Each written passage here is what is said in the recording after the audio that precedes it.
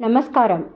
இந்த பதிவில் நான் பாராயணம் செய்யப்போகும் நாராயணியம் என்னும் ஆன்மீக நூலை பற்றி ஒரு சிறு முன்னுரை தர இருக்கிறேன். கேரளாவில் குருவாயூர் க்ஷேத்திரத்தில் வீற்றிருக்கும் ஸ்ரீ குருவாயூரப்பன் மேல் பாடப்பெற்ற அற்புத சமஸ்கிருத ஸ்லோகங்களே நாராயணியம் ஆகும்.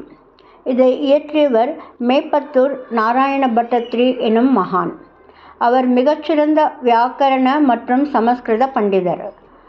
குரு காணிக்கையாக தனது ஆசானின் வாத நோயை தான் ஏற்றுக்கொண்டவர். இளம் வயதிலேயே மிகுந்த வலியும் வேதனையையும் இந்த நோயால் அவர் அனுபவித்தார்.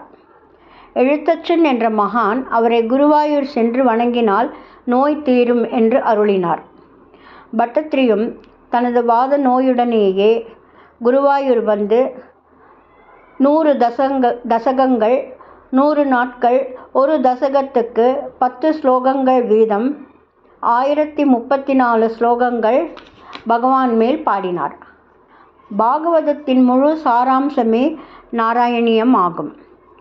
ஒவ்வொரு தசகத்தின் இறுதியிலும் தனது நோய் நீங்க அவர் வேண்டுவார். குருவாயூரப்பனும் தனது தலையசைத்து இசைவு தெரிவிப்பார். 100வது தசகம் பகவானின் பாதாதி கேச வர்ணனையாக அற்புதமாக அமைந்திருக்கும். நூலின் பலனை குறிப்பிடும்போது நாராயணியம் பாராயணம் செய்பவர்கள் அனைவருக்கும் அனைத்து நோய்களும் நீங்கி நல்ல ஆயுள், ஆரோக்கியம், சௌக்கியம் தர வேண்டி அவர் கூறுவார். 100வது தசகம் முடியும் போது அவரது நோய் முற்றிலும் நீங்கி அவர் முன்பு போல் நலம் பெற்றார்.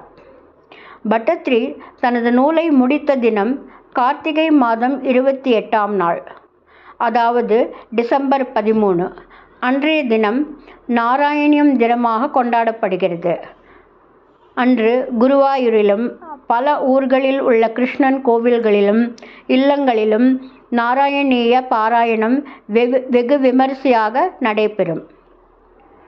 நானும் ஸ்ரீ குருவாயூரப்பன் நாராயண பட்டத்ரி மற்றும் என்னுடைய குருவுக்கும் வந்தனம் சொல்லி இந்த பாராயணம் தொடர இருக்கிறேன்.